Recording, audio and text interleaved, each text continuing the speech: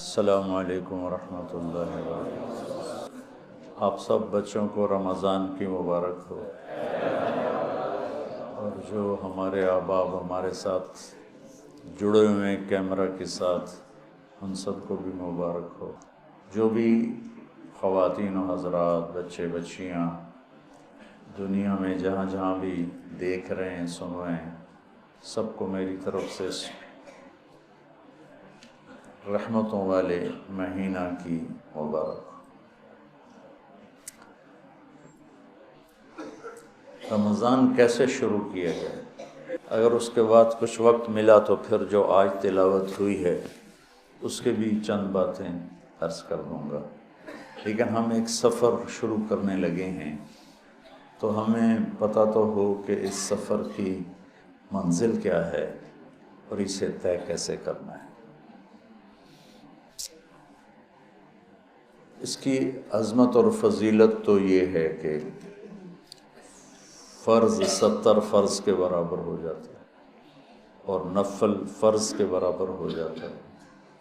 اللہ جہنم کے دروازوں کو بند کر دیتا ہے، جنت کے دروازوں کو کھول دیتا ہے، عرش اس کا پہلے آسمان پہ آ جاتا ہے، شیطان سارے قید ہو جاتے ہیں، ساری کائنات، سمندر کی مچھلیاں اور زمین کی چیونٹیاں روزہ رکھنے والوں کے لیے دعا کرتی ہیں، جنت کو روزانہ روزے والوں کے لیے سجایا جاتا ہے، اور اللہ اسے کہتا ہے میرے بندے آ رہے ہیں تجھ میں ہمیشہ رہنے کے لیے۔ اللہ کی طرف سے 24 گھنٹے ایک اعلان ہوتا رہتا ہے، کوئی بخشش مانگنے والا، کوئی توبہ کرنے والا، کوئی معافی مانگنے والا، کوئی بھی سائل جو بھی مانگے، ایک فرشتہ اعلان کرتا ہے نیکی کرنے والے آگے بڑھ تجھے بشارت ہو، دوسرا فرشتہ اعلان کرتا ہے برائی کرنے والے بس کر اور واپس ہو۔ تو میرے نبی کا فرمان ہے کہ اگر لوگوں کو رمضان کی قیمت کا اندازہ ہو جائے تو یہ تمنا کرتے کہ سارا سال ہی رمضان ہو۔ رمضان میں جو مر جائے اس کی بخشش ہو جاتی، اس کا حساب نہیں ہوتا، حساب نہیں ہوتا نا۔ تو کسی نے مجھ سے پوچھا بعد میں ہوتا ہے؟ میں نے کہا اللہ تعالیٰ کوئی ہماری طرح، اللہ تو رحیم و کریم ہے، ایک دفعہ چھوڑ دیا تو چھوڑ دیا، یہ تھوڑا ہونا آ جاؤ بھائی ضمانت کینسل ہو گئی ہے دوبارہ پا دو۔ یہ تو دنیا کے دستور، جب اس نے ایک دفعہ کہا چاؤ۔ تو یہ بہت مبارک مہینہ ہے۔ پہلی تیاری کیا ہے؟ میں آپ سب سے ایک بات پوچھتا ہوں، دنیا میں کوئی گناہ ایسا ہے جس پہ توبہ نہ ہو سکتی ہے؟ اللہ نہیں، جتنی مرضی توبہ کر نہیں معاف کروں، کوئی ہے؟ کیوں بھائی؟ کوئی گناہ، مسلمان کر رہا ہے، غیر مسلم کر رہا ہے، ایک حدیث کو جوڑ کے کہ میرا اللہ فرماتا ہے کہ اگر میں دنیا میں کسی کو عذاب دیتا نقد تو سب سے پہلے اسے عذاب دیتا جو میری رحمت سے مایوس ہے۔ ٹھیک ہوگی؟ دنیا میں کوئی جرم ایسا نہیں جس کی توبہ نہ ہو، جس کی معافی نہ ہو۔ تو ہم اپنی ذات سے شروع کریں کہ آج تک ہم سے جتنی خطائیں ہوئیں، کوئی زبان کی، کوئی آنکھوں کی، کوئی کانوں کی، کوئی معاملات کی، کوئی معاشرت کی، اس سب سے ہم آج پہلی رات ہے توبہ کر۔ آپ تو تھوڑے سے بیٹھے ہو، یہاں لاکھوں لوگ جڑے ہوئے ہیں، تو ان سب تک یہ پیغام پہنچانے کے لیے بات کر رہا ہوں۔ آپ تو سارے نیک بچے ہو اور اللہ کے فضل سے کبائر سے بچے ہو، سوائے مولویوں کا ایک بہترین کھانا ہے غیبت، وہ تم رج کے کرتے ہو۔ اچھا یہ تمہیں کبھی خیال آیا کہ میں شراب پیوں؟ سچ بولوں، شراب پینا چھوٹا گناہ ہے کہ غیبت کرنا ہے؟ شراب پینا چھوٹا گناہ ہے، غیبت کرنا بڑا گناہ ہے، تو تم سارے مزے لے لے کے کرتے ہو۔ کوئی تمہیں کہے شراب پیو گے، تم جوتا اتار، لا حول ولا قوة، تو میں عالم ہوں مجھے شراب کی بات کرتا ہے، بدبخت مردود، کتنے فتوے دو گے؟ اور وہی آ کے تمہیں چسکے لے کے کسی کی برائی کرنا شروع کر، ہاں ہاں ہو۔ اور ایک اپنی تعریف سن کے بڑے خوش ہوتے ہیں، مولانا صاحب آپ کے کیا کہنے ہیں؟ کیا کہا میں نے سنا نہیں، دوبارہ کہنا۔ مولانا صاحب آپ تو، میں اپنی کہتا ہوں، آپ تو پوری دنیا پر چھا گئے، آپ کی تو تقریروں کی کیا حد ہے۔ اچھا میں ذرا دوبارہ کہنا، کیا کہا تھا؟ اپنے تعریف کے چسکے لیتے ہو، کوئی ذرا سی تمہارے سوئی چبھو دینا تو جا کے چھت سے لگ جاتے۔ تو علماء میں جو دو بڑی مصیبت، اب تو خیر ہر انسان ہے نا ہر قسم کے، لیکن جو دو بڑی مصیبتیں ہیں، ایک غیبت ایک حسد۔ تو ہم جتنے لوگ میری بات سن رہے ہیں، ہم اپنے رمضان کی ابتدا کریں توبہ کریں، ٹھیک ہے نا؟ اللہ تعالیٰ کے نبی کہتے ہیں میں دن میں 70 دفعہ توبہ کرتا ہوں، استغفار۔ اب تو معصوم پاکیزہ امت کو سکھانے کے لیے۔ دوسری بات، دنیا کا ہر انسان کسی وقت بھی توبہ کر سکتا ہے کہ نہیں؟ کر سکتا ہے نا؟ کوئی پابندی تو نہیں۔ دو واقعے سناتا، ایک کتاب کا پڑھا اور ایک ساتھی پر جو یعنی وہ راوی اول پہلا شخص، شاہ سید احمد شہید رحمۃ اللہ علیہ کے لشکر جب بالا کوٹ میں آمنے سامنے ہوئے تو سکھوں کا لشکر تھا کوئی 20,000 کا، اس کا تھا سپہ سالار شیر سنگھ، رنجیت سنگھ کا بیٹا، اور یہ چند ہزار تھے۔ تو ان کو وہاں ایک پہاڑ ہے مٹی کوٹ، دوسرا ہے بالا کوٹ۔ مٹی کوٹ بہت اونچا ہے، بالا کوٹ بہت نیچا ہے، وہ پہاڑی سی، تو وہاں مسل ہے جس کا مٹی کوٹ اس کا بالا کوٹ۔ تو شیر سنگھ مانسیرا کے راستے سے چلا ہے، آگے جنگل ہی جنگل، اور گڑھی حبیب اللہ تک پہنچا، آگے اس کو راستے کا نہیں پتہ۔ تو راستہ بتانے والے پھر مسلمان ہی تھے، پیسوں سے خرید لیا، گجر تھے گجر۔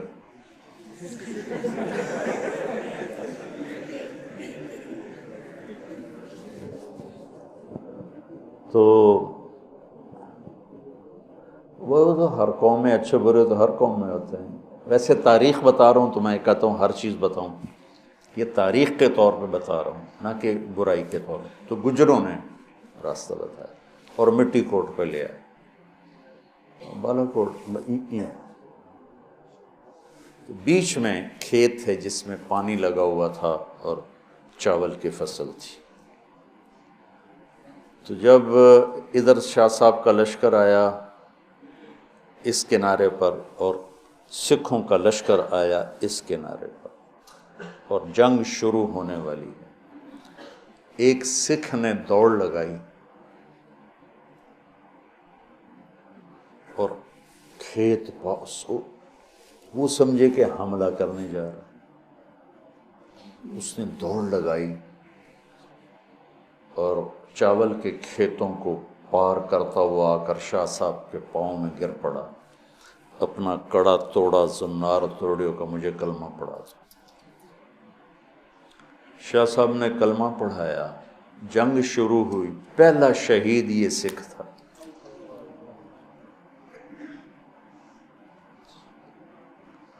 اس کی حالت کفر میں اللہ کو کیا بات پسند آئی کہ چند منٹ پہلے تک وہ کفر کافر شدید، اور 1 گھنٹے کے بعد وہ شہید، ٹھیک ہوگی۔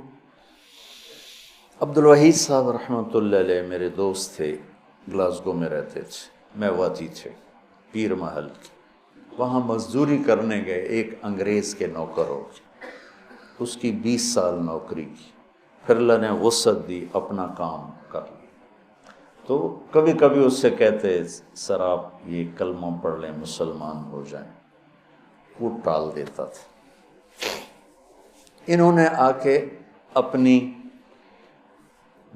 جو تجارت چلائی اس میں مگن ہو گئے، رابطے گم ہو گئے۔ کئی سال کے بعد، کوئی 10-15 سال کے بعد انہیں فون آیا کہ میں تیرا پرانا باس بول رہا ہوں، میں فلاں ہاسپٹل میں ہوں، مجھے آ کے ملو۔ وہاں کوئی بیٹا بیٹی تو ہوتا نہیں ان کی تیمارداری کے لیے، تو ہمیں اللہ نے ایسا ماحول دیا ہے۔ یہ پہنچے تو وہ تکلیف میں تھا، کہنے لگا مسٹر عبدالوحید، جو بات تم مجھے کہا کرتے تھے مجھے آج پڑھا دے، سکھا دے۔ کہنے لگے میں نے اس سے کلمہ پڑھایا، اس نے کلمہ پڑھا اور اس سے اگلے سیکنڈ وہ مر گیا۔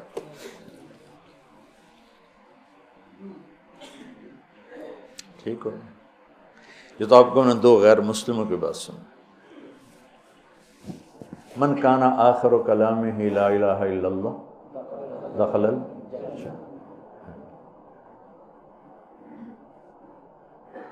مولوی شاہ صاحب کے بھائی ساری زندگی کمیونسٹ رہے اور دہریہ ٹائپ ہو گئے، اور اسلام کے خلاف شاعری بھی کی، کتابیں بھی لکھی، اور مرنے سے پہلے 3 دفعہ کلمہ پڑھا۔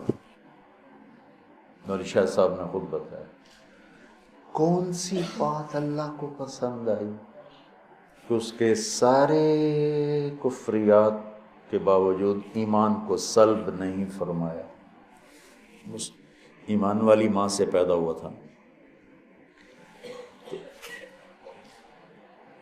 ایک سٹیج کا اداکار تھا، یہ جواد وسیم صاحب کا واقعہ، وہ ہر عیب میں سب سے آگے تھا، اور ہم کہتے ہیں ماشاءاللہ نماز پڑھتے موت آئی، قرآن پڑھتے موت آئی، اللہ کے راستے موت آئی۔ وہ سٹیج پر اداکاری کر رہا تھا اور دل کا اٹیک ہوا اور گر پڑا۔ اٹھا کے پیچھے لے گئے تو اس نے زور زور سے کلمہ پڑھنا شروع کیا، اور کلمہ پڑھتے پڑھتے مر گیا۔ موت کہاں آئی؟ سٹیج پر، جو انتہائی غفلت کی، نافرمانی کی جگہ ہے، اور ہر عیب، ہر کبیرہ گناہ۔ اور جب میں کوئی چھٹی نہیں دے رہا ہوں، میں ایک بات کرنا چاہتا ہوں جس پر کہ میری طرف سے کوئی اجازت نہیں کہ جو مرضی کرو ہوتے اللہ اخیر تک کلمہ وہی پڑھتا ہے جس کو اللہ پڑھواتا ہے۔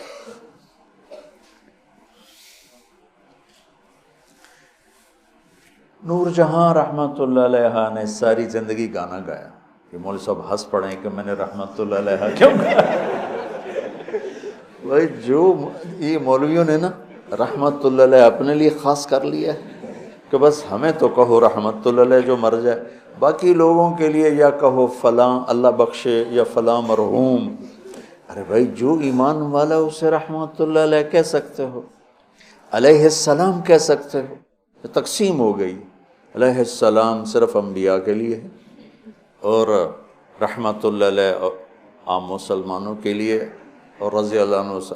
بھائی اگر میں اپنے باپ کے، میرے باپ مرے ہوئے، میں کو اللہ تعالیٰ میرے باپ سے راضی ہو تو یہ غلط ہے؟ بولو، اگر اس کو میں یوں کہہ دوں رضی اللہ عنہ تو یہ غلط ہے؟ میں اس کو کہہ دوں اللہ کی اس پہ سلامتی ہو، یہ تو ٹھیک ہو گیا۔ علیہ السلام کہہ دوں تو غلط ہو گیا۔ رضی اللہ عنہ بطور دعا ہر مسلمان کے لیے ہو سکتا ہے، اور بطور خبر کہ اللہ ان سے راضی ہو کیا، یہ صرف صحابہ کے لیے۔ وہ 1.5 لاکھ تھے، وہ 2 لاکھ تھے، وہ جتنے بھی تھے، یہ لفظ صرف ان کے لیے ہے کہ بطور خبر کہ اللہ ان سے راضی ہو گیا۔ باقی میں ہر مسلمان کے لیے کہہ سکتا ہوں رضی اللہ عنہ، جو ایمان پہ مرا ہے رضی اللہ۔ تو میں نے رحمت اللہ علیہ کہا تو مولانا صاحب مسکرا اٹھے، بھائی کسی اور نو ہی جنت جان دے، کیوں آپ ہی جانا جائے؟ تو یہ ہماری وہ جاہلی، یعنی یہ ہماری عجیب جاہلیت ہے کہ رحمت اللہ علیہ اور قدس سرہ، قدس اللہ سرہ، نور اللہ مرقدہ، یہ تو ہیں صرف حضرات کے لیے، علماء کے لیے۔ بھائی تم فاسق سے فاسق مسلمان کے لیے کہہ سکتے ہو نور اللہ مرقدہ، اللہ اس کی قبر نور سے روشن کرے، یہ دعا ہے۔ یہ ایک نا چھپا ہوا تکبر ہے، چھپا ہوا تکبر۔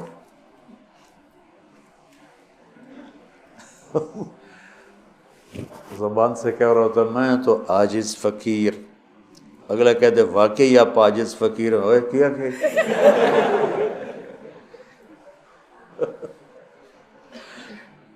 ارے بھائی اللہ کی رحمت کھلی ہے، کھلی کرو۔ جو مسلمان مر گئے ہیں اسے آپ بطور دعا رحمت اللہ علیہ بھی کہہ سکتے ہو، علیہ السلام بھی کہہ سکتے ہو، رضی اللہ عنہ بھی کہہ سکتے ہو۔ بطور خبر خاص ہے صحابہ کے لیے، اور بطور دعا سب کے لیے کہہ سکتے ہو۔ تو میں نے اس بیچاری کو رحمت اللہ علیہ کہا تو وہ مجھے ایسے دیکھنے لگے۔ وہ 27 رمضان تھی اور جمعہ کی رات تھی۔ بتاؤ خود کوئی اختیار کر کے مر سکتا ہے؟ ساری زندگی گانے میں کچھ گانا کوئی اچھا کام نہیں شریعت میں، گناہ ہے، لیکن وہ کیا ایسی خوبی کی مالک تھی کہ شب قدر، شب جمعہ، اس میں اس کی موت آئی۔ تو آپ اللہ کی رحمت کو شاید ہم سمجھتے ہی نہیں۔ اس ساری میری بات کا خلاصہ یہ ہے کہ جب ہر انسان کافر ہو، مسلم نافرمان ہو، عمل کے لحاظ سے، عقیدہ کے لحاظ سے، ہر لمحہ اس کی توبہ کی توقع ہے کہ نہیں ہے، شاید توبہ کرے۔ تو جب ہم نہیں جانتے کہ یہ کب توبہ کر لیں، تو پھر کسی سے نفرت کرنے کا جواز ہے؟ میں آج ایک کو دیکھتا ہوں شراب پی رہا ہے، چلو تو میں آپ بیتی سناتا ہوں۔ جنید جمشید رحمۃ اللہ علیہ کو میں نے دیکھا ٹی وی پر ڈانس کر رہا تھا، اور 10-12 لڑکیاں اس کے ساتھ ڈانس کر رہی تھیں۔ تو میرے جی میں آیا اس کو تو ہدایت مل ہی نہیں سکتی۔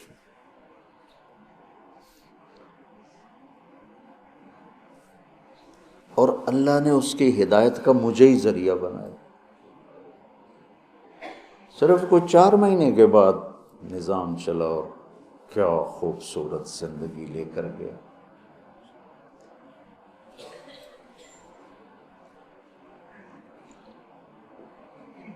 تو جب ہر انسان کے بارے میں ہر وقت یہ توقع ہے کہ یہ توبہ کر سکتا ہے، تو پھر کسی بھی انسان کو مسلم کافر حقیر سمجھنے کا کوئی جواز ہے؟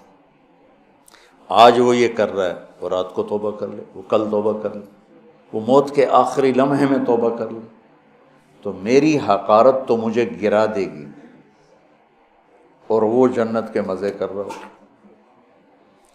تو رمضان میں داخل ہونے کے لیے دوسری تیاری یہ ہے کہ اپنے دل کو سب کی نفرت سے صاف کر دو۔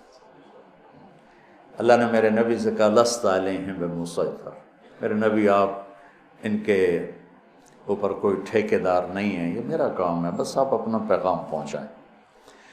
تو آپ اس پیغام پہنچانے میں سامنے کون تھے؟ کافر. اور آپ دیکھ رہے تھے اس کو ایمان نصیب نہیں ہوگا، یہ تو آپ کو اللہ نے نظر دی تھی، پھر بھی آپ نے اس کی اتنی منتیں کی ہیں. ابو جہل، آپ نے کہا میری امت کا فرعون ابو جہل ہے، اور موسیٰ کے فرعون سے بڑا فرعون ہے کہ موسیٰ کے فرعون نے مرتے ہوئے کہا توبہ کرتا ہوں، اور اس امت کے فرعون نے کہا گردن ذرا نیچے سے کاٹنا تاکہ لوگوں کو پتہ چلے کسی سردار کی گردن. آپ نے اس کے گھر کے اتنے چکر لگائے جس کے بارے میں جانتے تھے نصیب میں ہدایت نہیں ہے، کہ وہ کہنے لگا اے محمد بس کرتے، ہم قیامت کے دن گواہی دے دیں گے کہ تو نے ہمیں اپنے رب کا پیغام پہنچا دیا تھا، اب بس کرتے.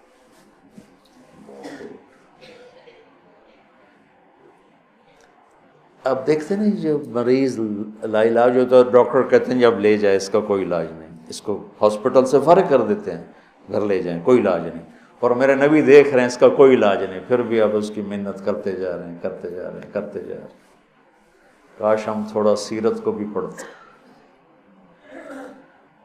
پھر مجھے خواجہ صاحب یاد آ جاتے ہیں، سکھری تروش منصوری نو ٹھپ رکھ کنز کدوری نو، ہادی نہ سمجھ ہدایہ کافی نہ سمجھ کفایہ. کفایہ کافیہ وزن شعر کی وجہ سے. ہادی نہ سمجھ ہدایہ کافی نہ سمجھ کفایہ، کر پرز شرع وقایہ ایو دل قرآن کتاب.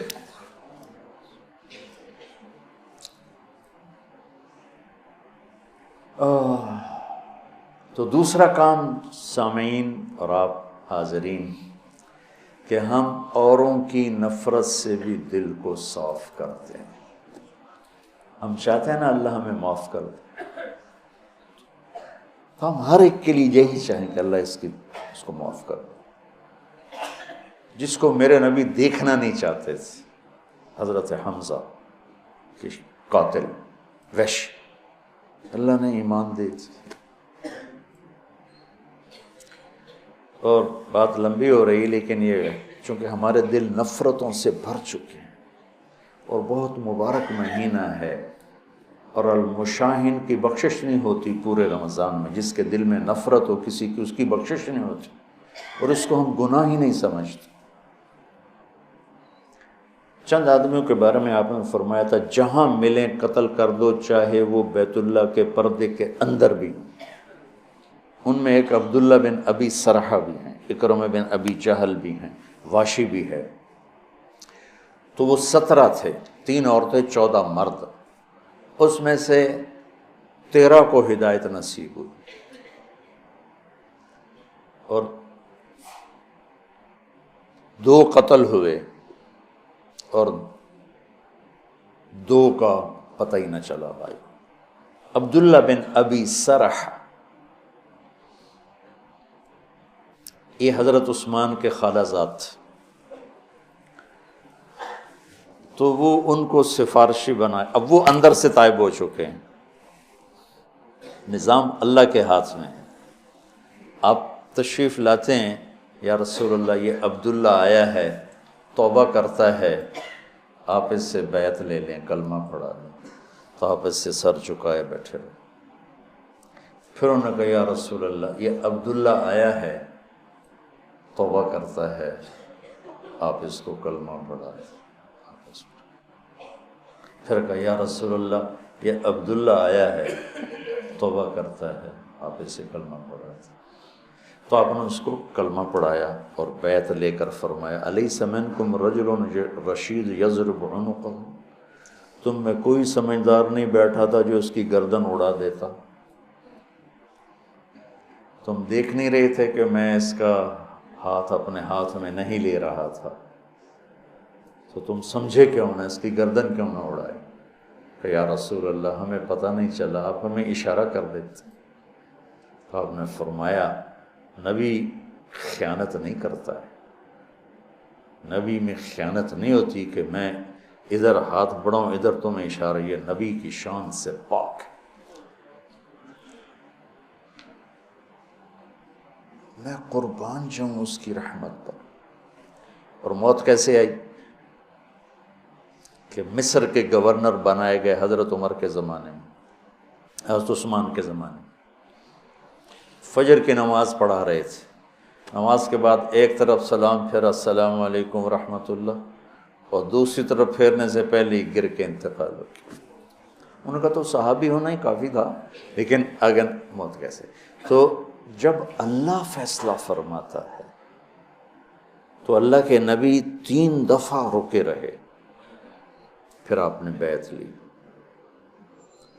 تو لہٰذا میرے عزیزو، سامعین، حاضرین، سب سے دل صاف کر دو،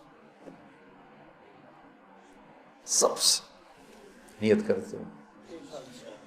میری جو تم میرے بچے بیٹھے ہو، میں اب اس عمر میں تم سے کیا فخر کروں گا۔ میرے سر کے درد کا ایک سبب یہ بھی ہے کہ میں سارا دن اس بدبخت سے لڑتا ہوں۔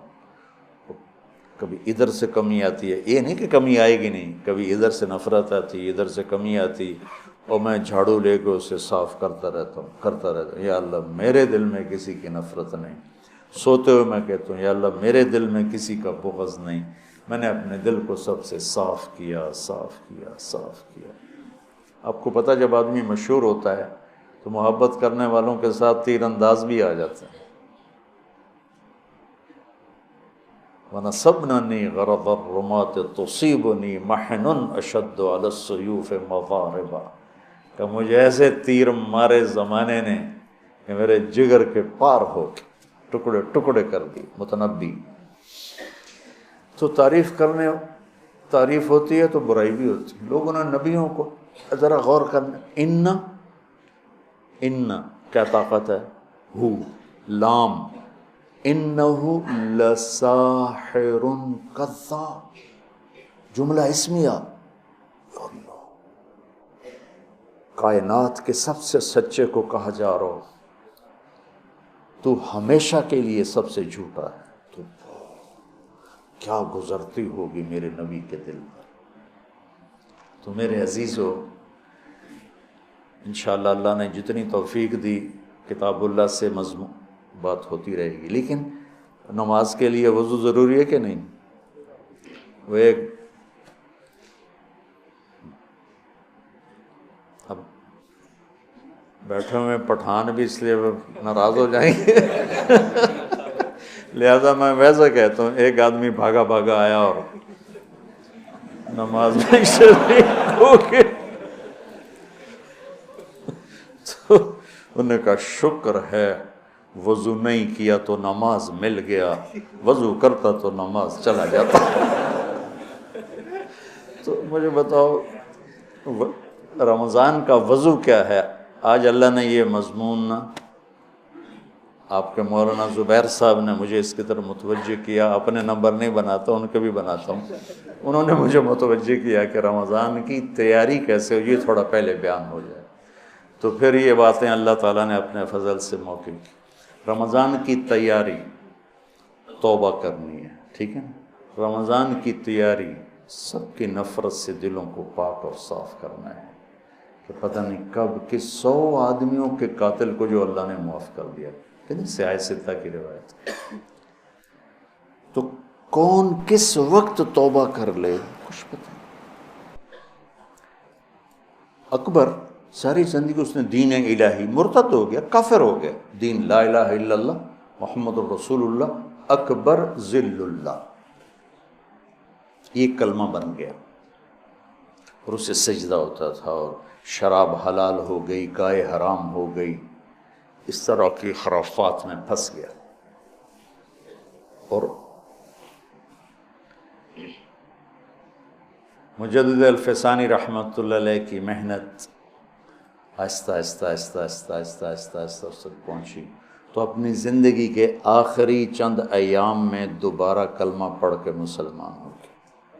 اور تس کے جہانگیر نے اپنی زندگی کی کتاب لکھی ہے، اس میں نے پڑھا، نہیں اس کا اقتباس ایک کتاب میں، کہ میرے والد مرحوم جب نزع کی کیفیت طاری ہوئی تو فرمایا مفتی اعظم کو بلاؤ، صدر الدین ان کا نام تھا، تو وہ تشریف لائے.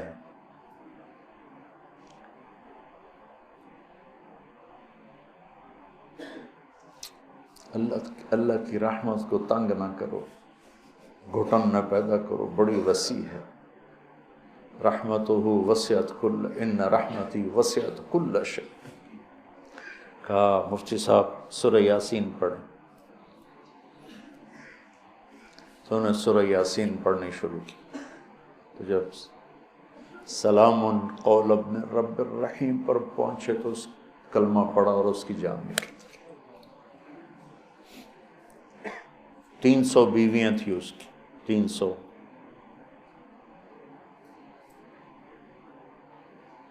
اور زندگی گمراہی میں نہیں، کفر میں گزری. مرتد. اندر کون سی چھپی ہوئی خوبی تھی کہ یوں موت آ رہی. تو رمضان کی تیاری کا، روزے تراویح تلاوت کر کر کر کر کر کر کر تھک ہار کے آخری دن بھی خالی بیٹھے ہوں اور بخشش نہ ہو. کلتی نقضت غزلہا من بعد قوت انکاثا، وہ تو نہ ہو جائے. تو دوسرا کام کیا ہے بھائی؟ سب سے اپنے دل کو صاف کرنا ہے.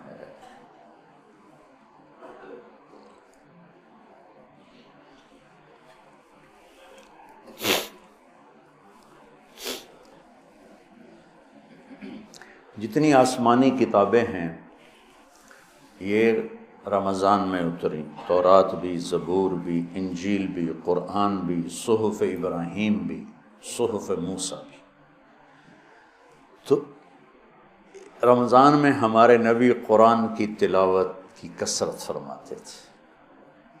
تو روزے کی عبادات میں ہر چیز شامل ہے. نوافل بھی پڑھو اور ذکر بھی کرو، خیرات بھی کرو، افطاریاں بھی کراؤ، سحریاں بھی کراؤ، اور قرآن جتنا آپ پڑھ سکتے ہو.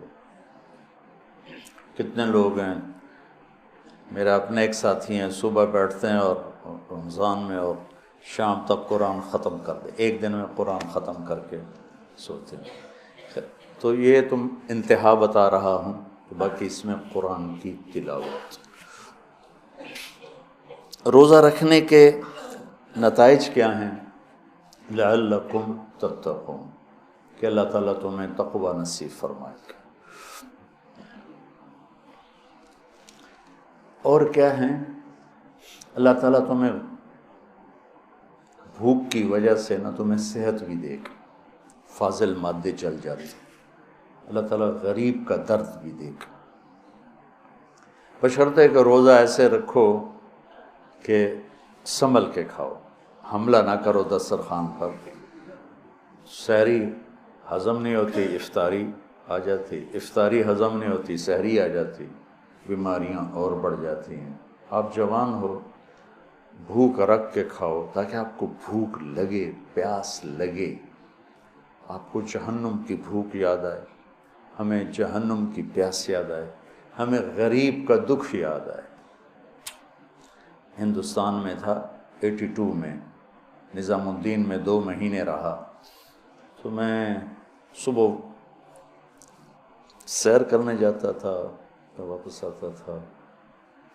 تو ایک دفعہ میں دوپہر کے وقت نکلا تو وہ وہاں گداگر بیٹھے ہوتے تھے، گداگر.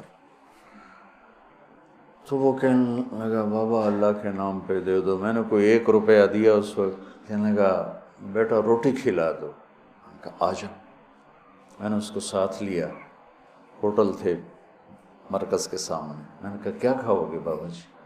کہنے لگا بریانی کھاؤں گا. تو میں نے آرڈر دیا، وہ کھانے پر ایسے گرا اس کو دائیں بائیں کا ہوش ہی نہیں. میں اور منگاتا رہا، اس میں ڈالتا رہا، اس کو نہیں پتہ چلا. یوں اور کھائے جا رہے، کھاتے کھاتے جب پوری طرح اس کا پیٹ بھر گیا، پھر اس نے سر اوپر اٹھایا، کہا الحمدللہ بیٹا آج 3 دن کے بعد کھانا کھایا، آج 3 دن کے بعد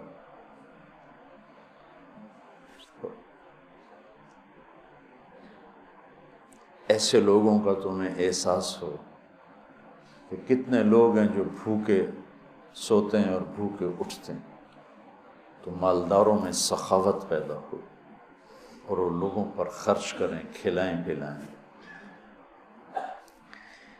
جتنے عبادات ہیں نا، یہ انسان کو اخلاق تک پہنچاتی ہیں، اخلاق تک۔ کلمہ ہمیں انسان بناتا ہے کہ ان الذین کفروا من اہل الکتاب والمشرکین فی نار جہنم خالدین فیہا اولئک ہم شر البریہ اولئک کالانعام بل ہم اضل۔ تو کلمے کے بغیر تو آدمی وہاں تک پہنچ جاتا ہے، جب آدمی کلمہ پڑھ لیتا ہے تو اللہ کی بارگاہ میں وہ خیر البریہ بن جاتا، اچھا انسان بن جاتا ہے۔ نماز ہمیں اخلاق کے اگلی سیڑھی پر پہنچاتی ہے، تنہا عن الفحشاء والمنکر، کہ تمہیں برائی سے روکے گی، بے حیائی سے روکے گی۔ روزہ ہمیں تقوی تک لے جاتا ہے۔ تقوی کیا ہے؟ وَسَارِعُوا إِلَىٰ مَغْفِرَةٍ مِّن رَبِّكُمْ وَجَنَّةٍ عَرْضُهَا السَّمَاوَاتُ وَالْأَرْضُ أُعِدَّتْ لِلْمُتَّقِينَ۔ جنت کی دوڑ لگاؤ جو تقوی والوں کے لیے ہے۔ تقوی والے کون ہیں؟ الذین ينفقون فی السراء والضراء والکاظمین الغیظ والعافین عن الناس واللہ یحب المحسنین۔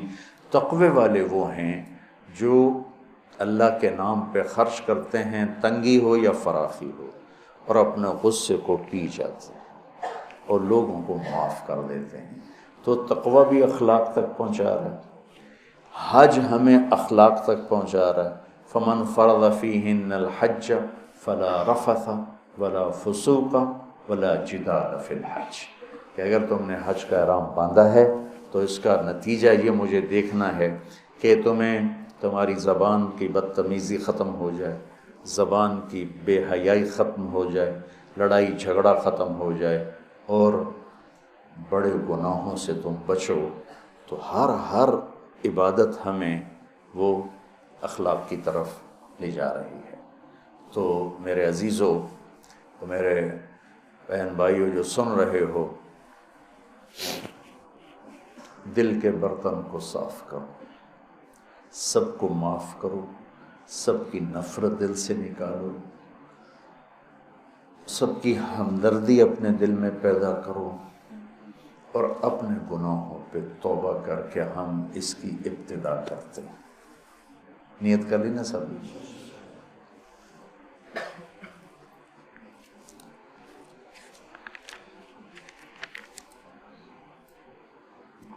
بسم اللہ الرحمن الرحیم۔ سورۃ فاتحہ میں اللہ کا تعارف ہے۔ اللہ تو کہہ رہا ہے میں مہربان ہوں، میں رحیم ہوں، میں پالنے والا ہوں، محبت کرنے والا ہوں، اور ہم نے اللہ سے ڈرا کے لوگوں کو ویسے ہی بددل کر دیا ہے، مایوس کر دیا ہے اور خوف زدہ کر دیا ہے۔ سورۃ فاتحہ کے بارے میں حضرت علی رضی اللہ تعالیٰ عنہ کا ارشاد عالی ہے، اگر میں سورہ فاتحہ کی تفسیر لکھاؤں تو 70 اونٹوں پہ لادی جائے گی۔ 70 اونٹوں پہ یعنی ہر آیت کے لیے 10 اونٹ۔ 70 سے مراد 70 نہیں ہوتا، بے شمار، عربی میں بے شمار اونٹ۔ اور بطور ثبوت ایک واقعہ کہ ایک دفعہ تشریف فرما ہوئے اور فرمانے لگے آؤ میں تمہیں بسم اللہ کی تشریح کرو، بسم اللہ الرحمن الرحیم۔ اور عربی وہ زبان ہے جس کے حروف کے بھی مطالب اور معنی ہوتے، واو کے مطلب ہیں، با کے مطلب ہیں، تا کا مطلب۔ تو بسم اللہ کی با پہ عشاء کی نماز کے بعد درس شروع کیا، فجر کی اذان ہو گئی، با کا کبھی سفر طے نہیں ہوا تھا۔ تو میں کیا کروں گا جب میں کیا کر سکتا ہوں، ادنیٰ سا طالب العلم۔ لیکن اس میں ایک چیز تو میرے اللہ کا تعارف ہے. اللہ ہمیں مہربان کر کے رب. اللہ یہ بھی تو کہہ سکتا تھا الحمدللہ جبار السماوات والارض، الحمدللہ قہار السماوات والارض. سب تعریفیں اللہ کی جو سارے جہان پر جبار ہے، قہار ہے، غالب ہے، بادشاہ ہے. رب.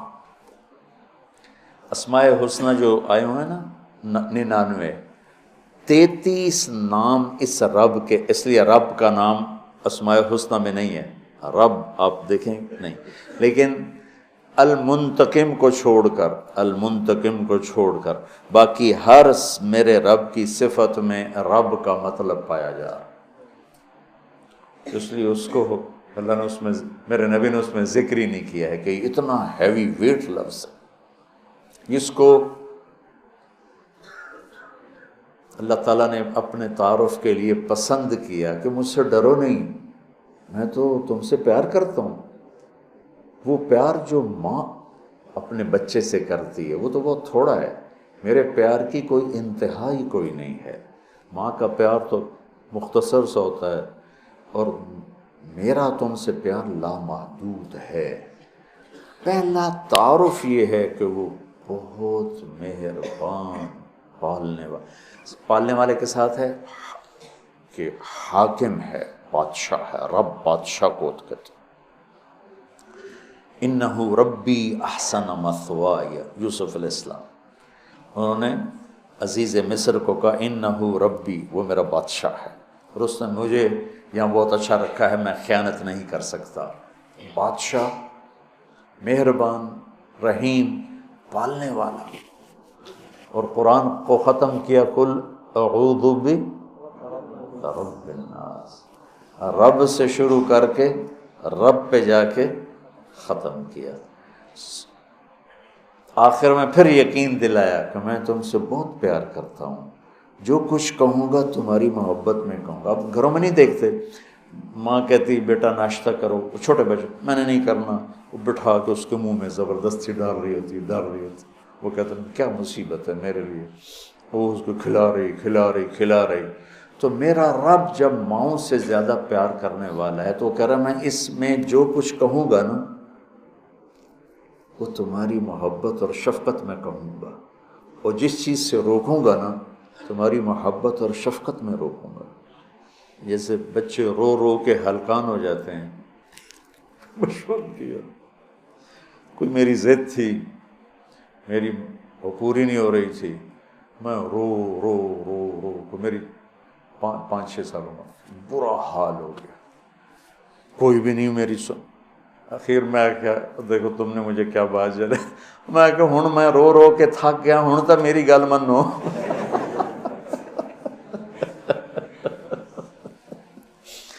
نہیں مانی گئی، کیوں؟ میرے لیے ٹھیک نہیں اور مجھے پتہ نہیں. تو اس مقدس کتاب میں جب اللہ کہتا ہے یہ نہیں کرنا تو اس میں ہلاکت ہے، یہ کرنا ہے تو اس میں ہمارا نفع ہے. تو تعارف میں اللہ نے اپنے ربوبیت، اپنے رحم کو، اپنی مہربانی کو اس خوبصورت انداز میں ذکر کیا کہ دل کھنچتا ہے، اور اتنے حسین انداز میں پیش کیا اپنا تعارف. جیسے یہ کئی ساتھی کہتے ہیں جب آپ ہمیں کوئی واقعہ سناتے ہیں تو ہمیں لگتا ہے جیسے وہ ہمارے سامنے ہو رہا ہے. وہ میں نے ایک دفعہ یہاں چنگیز خان کی تاریخ بتائی تو مولانا عدنان صاحب کے آئے ہوئے تھے چچا زاد، تو وہ بڑے جولی سے ہیں. وہ بعد میں کہنے لگے جب مولانا صاحب چنگیز خان کو بیان کر رہے تھے تو میں ڈر گیا، مجھے لگا جی میں پیچھوں بیٹھا چنگیز خان. تو میرا رب بھی جب کوئی بیان کرتا نا تو لگتا ہے سامنے آ گیا. تو اللہ نے اپنا اس خوبصورت انداز میں تعارف کرایا کہ لگا جیسے اللہ سامنے آ گیا ہے تو وہ کہتا ہے میں تیری ہی بندگی کرتا، جیسے وہ سامنے آ گیا. ایا ہو نہیں، ہم اس کی بندگی کرتے ہیں جس کی یہ تعریف ہے. ایا کا تو نے اس طرح مجھے اپنا آپ پہچان کروایا ہے کہ مجھے لگتا ہے تو میرے سامنے ہے. کبھی اے حقیقت منتظر نظرا لباس مجاز میں، کہ ہزاروں سجدے تڑپ رہے ہیں میری جبین نیاز میں۔ آئے ہائے۔ تو مالک یوم الدین تک یوں لگتا ہے جیسے اللہ سامنے آ گیا ہوگا، تو ایاک، جب تیرے جیسا شہنشاہ ہو تو میں کسی اور کی بندگی کیسے کر سکتا ہوں؟ جب تیرے جیسا شہنشاہ ہو تو میں تیرے سوا مدد کے لیے اور کس کو پکار سکتا ہوں؟ مدد صرف اللہ سے مانگی جاتی اور کسی سے نہیں۔ ایک آپس میں ایک دوسرے کی مدد کرنا، مدد مانگنا، لیکن ایک ہی ذات ہے جس کے سامنے جھولی پھیلائی جاتی ہے، وہ اللہ ہے۔ ایک ہی ذات ہے جس کو پکارا جاتا ہے، اللہ ہے۔ ایاک نستعین، تیری تجھ سے مانگوں گا اور کس سے مانگوں گا؟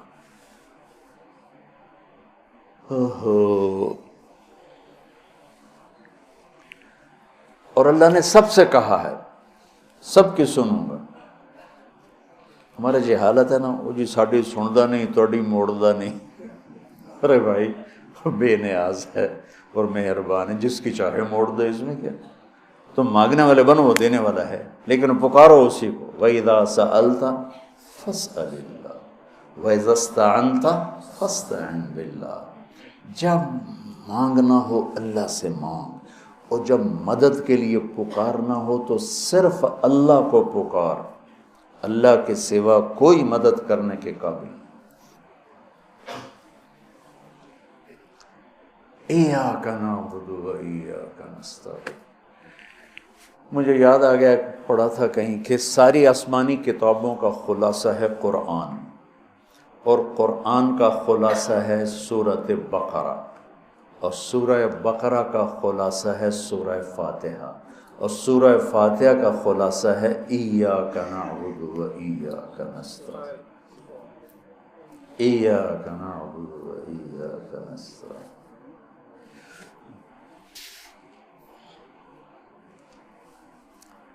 آگے ایک عجب دعا ہے، اہدنا الصراط المستقیم، یا اللہ میں سیدھا راستہ دکھا۔ جتنے انسان کے علاوہ مخلوق ہے، وہ ماں کے پیٹ سے صحیح زندگی گزارنا سیکھ کے آتے، اللہ کی طرف سے ان کے اندر یہ چیز ڈلی ہوتی، ان کو پیدا ہوتے ہی پتہ ہوتا ہے یہ کھانا ہے، یہ نہیں کھانا، ادھر چلنا ہے، ادھر نہیں چلنا، یہ دشمن ہے، یہ دوست۔ آج پہلے دن چوہا اپنی بل سے نکلا، اپنے کھڈ سے نکلا، سامنے بلی دیکھی، بھاگ کے واپس آیا۔ اس کو اماں نے تو نہیں بتایا تھا کہ بلی تینوں کھا جائے گی۔ میں ایک عام مثال دیتا ہوں اپنے بیان میں کہ بکری کو گوشت کھلاؤ مر جائے گی، نہیں کھائے گی۔ شیر کو گھاس کھلاؤ مر جائے گا، نہیں کھائے گا، کہ وہ اپنی زندگی گزارنے کا طریقہ ماں کے پیٹ سے لے کر آتے ہیں۔ انڈے سے نکلتے ہی چونٹی سیدھی چلتی ہے، راستہ بناتی ہے، سیدھا راستہ چلتی ہیں، پوری لائن چلتی ہے، 1 سینٹی میٹر سے آگے دیکھ نہیں سکتی، کہاں سے ہوگی؟ اللہ کا نظام، اللہ کا علم کہ ہر مخلوق پیدائشی طور پر جانتی ہے یہ کھانا، یہ نہیں کھانا، اور انسان جانتا نہیں ہے، نہ دنیا میں صحیح چلنا جانتا ہے، نہ آخرت کو تو ویسے نہیں پہچانتا۔ تو اللہ نے یہ دعا فرض قرار دے دی، ہر رکعت میں یہ دعا فرض قرار دے دی، مانگو کیا؟ اللہ میں سیدھا راستہ دکھا۔ سیدھے راستے سے ہم عام طور پر سمجھتے ہیں کہ آخرت کا سیدھا راستہ ہو، ہر پل میں مجھے صحیح کیا کرنا ہے وہ دکھا۔ الصراط، اس میں دنیا کا بھی ہے اور آخرت کا بھی۔ صبح اٹھا، فجر کی نماز پڑھی، یا اللہ صبح ہو گئی ہے، کام پہ جانا ہے، یا اللہ مجھے سیدھا راستہ دکھا، میں تیری اپنی دنیا میں کیسے سیدھا چلوں کہ تو راضی ہو جائے، اپنے دین میں کیسے سیدھا چلوں کہ تو راضی ہو جائے۔ چلتے چلتے چلتے کچھ ہیرا پھیری ہو گئی، کچھ غلط ہو گیا، کچھ ٹھیک ہو گیا، ظہر کا وقت آ گیا، اللہ کہتا آ جا، آ جا. اب پھر مانگ اہدنا الصراط المستقیم. چلو کچھ گڑبڑ ہو گئی، مجھے پھر بتا کہ میں نے دنیا میں کیسے سیدھے چلنا ہے اور میں نے آخرت کے لیے کیسے سیدھی زندگی گزارنی ہے. مجھ سے نہیں گزاری جا رہی، میری مدد کر. اللہ نے پھر تازہ دم کیا، چل جا. پھر ہیرا پھیری ہوئی، اونچ نیچ ہوئی، نہ کہا جا اثر میں آ جا. اثر میں آ گیا. مانگ. کیا مانگوں؟ کا مانگ کہ میں تمہیں سیدھا راستہ دکھاؤں. چونکہ تمہارے اندر یہ جانوروں کی طرح چپ ہے نہیں، انہوں نے وہی کرنا ہے جو ان کو ان کے اندر ڈال دیا ہے. یہ درختوں میں چپ ڈال دی. کبھی آم پہ انگور دیکھے؟ انگور پہ کریلا دیکھا تو؟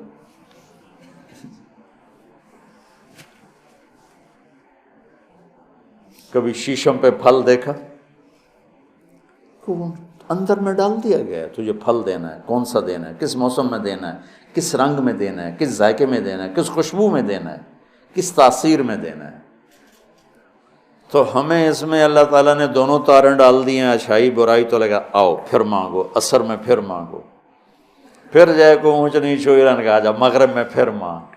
وہ کتنا مہربان ہے. آجا مانگ یا اللہ. پھر گڑبڑ ہو گئی، پھر دکھا راستہ. پھر کہا چلو عشاء ہوگی آجا. اب حالانکہ اب تو نے سو جانا ہے، لیکن سو رات میں کتنی برائیاں ہوتی ہیں، سب سے زیادہ برائیاں تو رات کو ہوتی ہیں. تو آجا پھر مانگ کہ میں تیری رات صحیح گزروا دوں، تیرا ہر پل صحیح گزروا دوں، اور پھر آخرت کا راستہ بھی تجھے صحیح دکھا دوں. یہ اہدنا الصراط المستقیم، ہر پل میں سیدھے راستے کو مانگنا ہے، ہر پل میں سیدھے راستے کو مانگنا ہے. اور صراط چوڑے راستے کو کہتے، مستقیم سیدھے راستے کو کہتے. یہ ہمارا موٹر وے بن گیا ہے ہمارے گھر تک، تو اب ہم نے وہ پینسرے جاؤ، گوجرے جاؤ، ٹوبے جاؤ، رجانے جاؤ، پیر محل جاؤ، سندیلیاں لے جاؤ، عبدالحکیم جاؤ، دھکے کھاندے کھاندے گھر جاؤ. وہ چھوڑ کے ہم 1.5 گھنٹے میں یہاں سے، پہلے 3.5 گھنٹے لگتے تھے، ہم 1.25 گھنٹے 1.5 گھنٹے میں گھر پہنچ جاتے ہیں.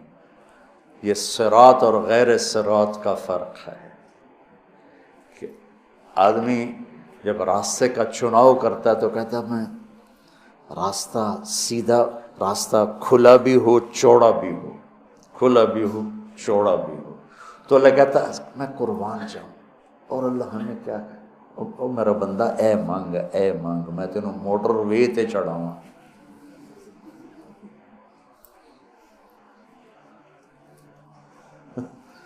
میں تجھے موٹر وے پہ چڑھانا چاہتا ہوں، تو بولے دی جھگی دی گلیاں پھردا کرنا. نام ہے نا بولے دی جھگی، تو اس کی سڑکیں بھی ایسے ہی ہوں گی. اور صراط تلوار کو بھی کہتے ہیں. تلوار کا جو ایک ہوتا ہے نا ایک طرف، اس کو بھی صراط کہتے ہیں، کہ وہ صاف شفاف ہوتا ہے، کوئی کھڈا بڈا نہیں ہوتا. تو اللہ تعالیٰ ہم سے کہہ رہا ہے ایسا راستہ مانگ جو صاف شفاف.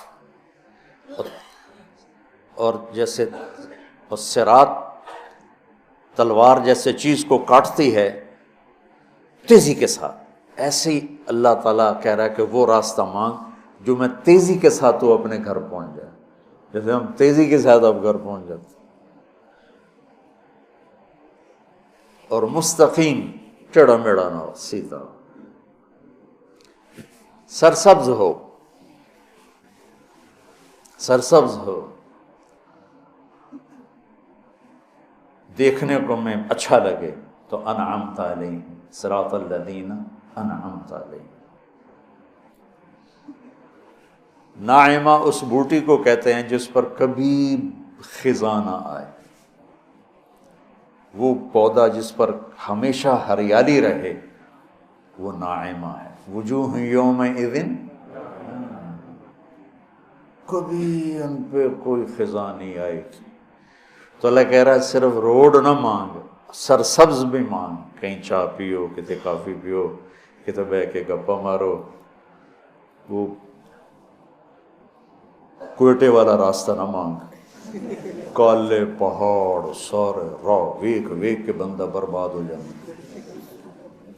کہ ایسا راستہ مانگ جس میں سبزہ ہو، ہریالی ہو، باغ باغیچے ہوں، گل و گلزار ہو، اور تجھے پتہ بھی نہ چلے، اور تیرا راستہ طے ہوتے ہوتے ہوتے تو مجھ تک آ جائے۔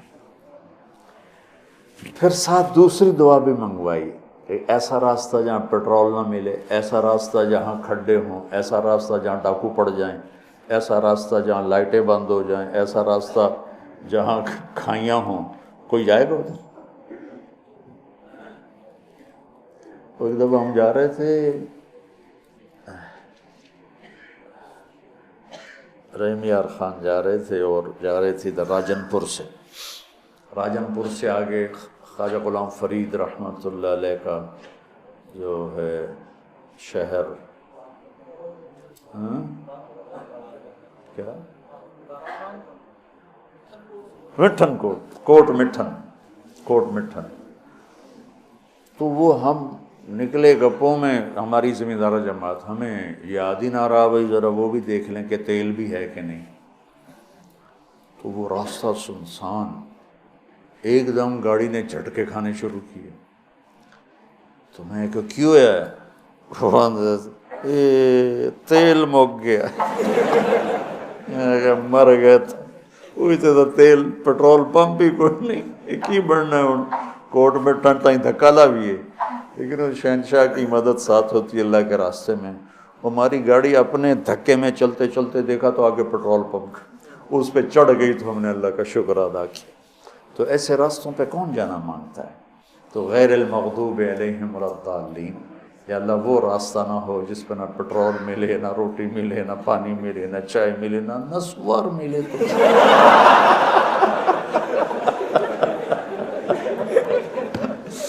چلو آج سورۃ فاتحہ کافی۔ اللہم لک الحمد کما انت اہلہ، فصل علی محمد کما انت اہلہ، وافعل بنا ما انت اہلہ، انک اہل التقوی و اہل المغفرہ۔ اے اللہ تو نے فضل فرمایا، ہمیں مہلت دی، ہمیں رمضان نصیب فرمایا۔ ہمارے کتنے دوست، احباب، بڑے چھوٹے پچھلے رمضان میں تھے، آج وہ کوئی نہیں ہے، تیرے پاس پہنچ چکے ہیں۔ تیرا کرم فضل ہوا کہ تو نے ہمیں مہلت دی، ہم نے تیرے رمضان کی زیارت کی۔ یا اللہ ہمیں اس میں روزے کی قدر دانی نصیب فرما، اس کی راتوں کی قدر دانی نصیب فرما، اس کے دن کی قدر دانی نصیب فرما۔ یا اللہ تراویح کی ہمت دے، روزے کی ہمت دے، جو بیمار ہیں اور روزے نہیں رکھ سکتے ان کو معاف فرما دے۔ تو نے خود گنجائش دی ہے اپنے فضل و احسان سے، مسافر ہو تو بعد میں صحیح، مریض ہو تو بعد میں صحیح۔ تیرے بہت سے بندے مریض ہیں جو نہیں رکھ سکتے، بیمار ہو جاتے ہیں، یا اللہ ان کو معاف فرما دے۔ جو رکھنے والے ہیں اور نہیں رکھتے ان کو ہمت عطا فرما دے۔ یا اللہ ہم نے ابتدا کی ہے، پہلا روزے کی رات ہے، ہم اپنے دل کو ساری دنیا کے انسانوں سے صاف کرتے ہیں، سب کی نفرت سے، سب کے بغض سے ہم اپنے دل کو صاف کرتے ہیں۔ یا اللہ ہم تیری بارگاہ میں اپنے گناہوں پر بھی توبہ کرتے ہیں۔ وہ جتنے سامعین اس وقت میرے ساتھ جڑے ہوئے ہیں، ان سب کا نمائندہ بن کے میں ان کی طرف سے بھی تیری بارگاہ میں توبہ پیش کرتا ہوں۔ تمام سننے والے، ان بچے، یہ علماء، یہ باہر سے محلے سے آنے والے، یا اللہ میں تیری بارگاہ میں بولنے والا تیرا بندہ، ہم سب کے پچھلے گناہ معاف فرما دے، ہمارے کبیرہ صغیرہ معاف فرما دے، اور یا اللہ ہمارے دل کو پوری دنیا کے انسانوں سے صاف فرما دے۔ ہمارے دلوں میں بغض ہے اسے دھو دے، نفرت ہے اسے صاف کر دے، کینہ ہے صاف کر دے۔ یا اللہ ہر وہ نیت اور جذبہ جو تجھے پسند ہے اس سے ہمارے دلوں کو روشن فرما، اور جو تجھے ناپسند ہے اس سے ہماری حفاظت فرما، ہمارے دیس کی حفاظت فرما۔ ہمارے دیس کے حالات ڈاماڈول ہیں، یا اللہ تو اس کی حفاظت فرما، آگے پیچھے دائیں بائیں دشمنوں سے اس کی حفاظت فرما، اندر کے دشمن باہر کے دشمنوں سے حفاظت فرما۔